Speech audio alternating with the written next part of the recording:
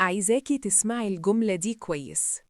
أنا ما كنتش أم وحشة، بس كنت أم مش فاهمة. سنين وأنا فاكرة إن التربية أوامر، صوت عالي، وعقاب سريع. كنت فاكرة إن ابني لما يزعق يبقى قليل الأدب، ولما يعيط يبقى بيستغلني.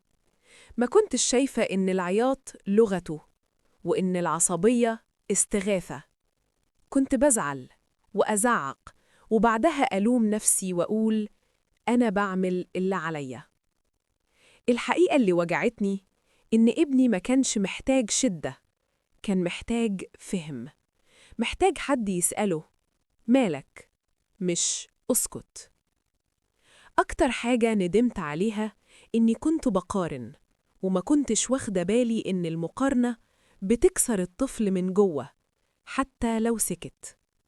كنت بفتكر إن الحضن دلع، وإن الضرب تربية، وإن السكوت خوف.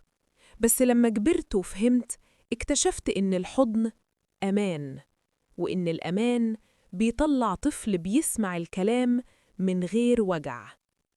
النهاردة أنا مش بقول إني أم مثالية، أنا أم واعية، لسه بتتعلم وبتغلط، بس بطلت أكرر الغلط وأقول أصل ده اللي اتربينا عليه.